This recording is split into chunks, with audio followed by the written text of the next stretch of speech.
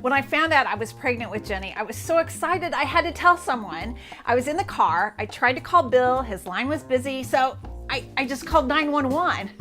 The woman was very nice, the operator, eventually.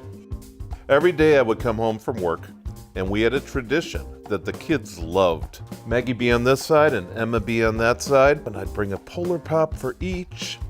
We'd make a nice big bowl of popcorn, and we would watch General Hospital. This was the year that Felicia gave birth to Frisco's daughter under the table at Luke's. And then the baby was kidnapped by Crazy Ryan. There was a scene, where Lucy was sitting down with Kevin.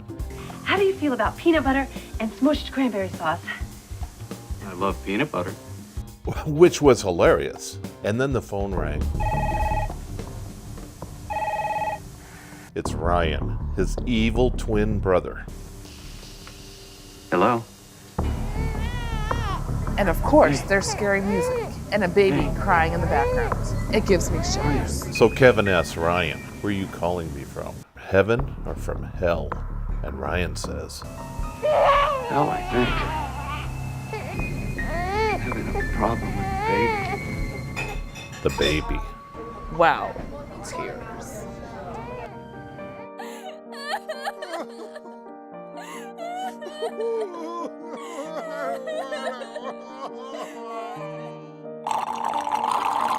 Right then, Jane comes into the room, and she's holding her stomach, and she says, I've got some big news. And Dad says, the Imodium's in the kitchen cabinet, hun.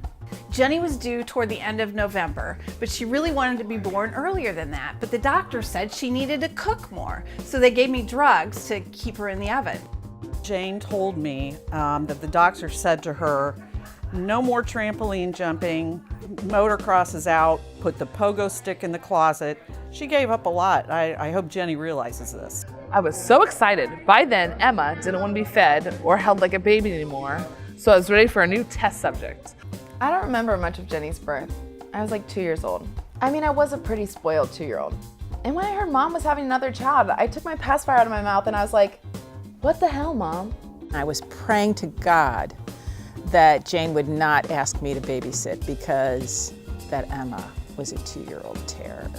Okay, yeah, I was a pissy kid. But honestly, I've grown out of it. I mean, tell me I'm not the most peaceful child you know now. Go ahead. I dare ya.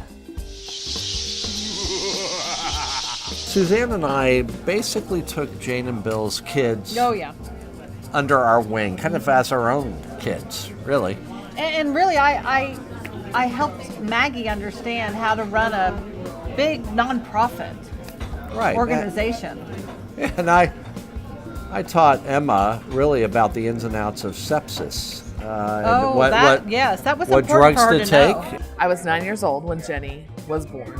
And me being the oldest, Mom said I could be the first one to hold her, and I was so excited. So I stood at the foot of the bed, and as she was coming out, I put my hands out. And she might have been a little slimy, and I might have dropped her. My brother George and we were both dropped on the floor. Didn't affect us a bit. You've met Bill, right? George is very smart. He has a very high IQ. How does your IQ test? The results were kind of inconclusive, but they did suggest that I'd be a good airbag tester. So after a couple false trips to the hospital, it was October 31st. I was intensely in labor. Jenny was determined to be born. So we went to the hospital for the last time. I just prayed that she wouldn't be born on Halloween. I didn't want Halloween to be her birthday. So she held off, was born at 2 a.m. on November 1st, the Feast of All Saints. She has a lot to live up to. I was thinking about names and I thought, well, if it's a boy, obviously it's going to be Bill Jr. I mean, come on. But if it was a girl, I thought, well, I would like to do a popular name. Mother Teresa. I didn't ever tell Jane this, but I was hoping she'd go for Louise. Maybe someone else could try that name on for size. This was going to be our 6th grandchild, Celie was pushing for the name Patsy Glandoris. I was really mad at Mom because she knew I was about to bring home a new cat from the shelter and I was going to call that cat Patsy Glandoris. So I brought the cat home and I ended up naming her Cat. And I was pushing for the name Rosemary Clooney. I sang with her, you know.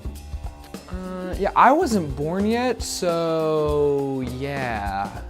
Suzanne and I didn't have any kids at the time, but we knew one thing, that if we had a girl, we were going to name her Jenny.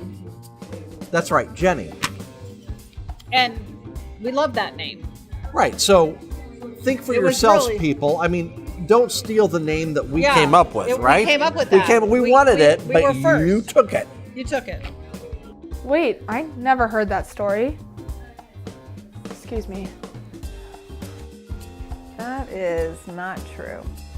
Everybody was coming up with all sorts of ideas for names, and they were ridiculous. I'm so glad her parents chose the name I picked out. That is not true. When Celie first held Jenny, I think she sang to her a lullaby. And what song was that? I don't remember, but Celie was always partial to Ozzy Osbourne's Crazy Train.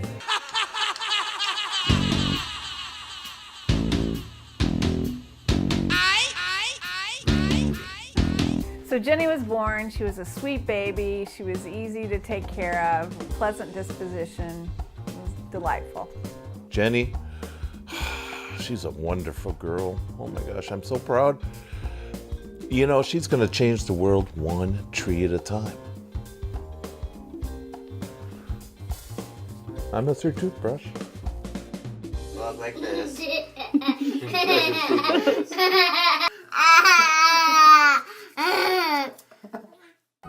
Jenny, happy birthday. I'm sorry I can't be with you, but I miss you tons. I miss you a bunch.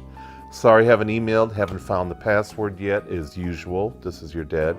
Sorry I haven't mailed you anything yet, and I do know that you want the information about my great-grandmother who was born in Ireland. And I'll try and get that to you. All I can tell you is her name is Hagenauer with a K, and I don't know if that's her maiden name or her married name because her husband was born in Scotland. But anyway, I hope you're loving Ireland. I'm so glad that you're feeling better. Tell the priest I said hi. But anyway, kiddo, I love you. Have fun. And we'll see you in August. Unless we got a miracle, okay? Love you. Jenny, my Irish transfer family member, have a happy birthday, and we love you. Hey Jenny, I just wanted to tell you how impressed and happy I am for who you are and what you've done with your life and your good heart. Happy birthday. Jenny, sweet, sweet Jenny, happy, happy birthday. We love you and we miss you, and we hope you're having a wonderful, wonderful birthday. And we do. We have plans to come to Scotland to see you by the end of your term there. Happy birthday, Jenny. I'm sad I'm not there to celebrate with you, but I hope you are doing something amazing and fun and exciting. And I hope you love Ireland, and we miss you here, but I'm very proud of you and excited to see you in April. And call me soon. I miss you. Love you. Happy birthday, Jen. We miss you. We can't wait to see you in April. Love you. Hi Jenny, I love you, I miss you, I hope you're having a fantastic time, and your birthday gift is en route and should come October 18th, a little early. Love you. Jenny, we really want to wish you well. And part of that is not getting sepsis. Toast to 23. A toast to 23. Clink. That was it.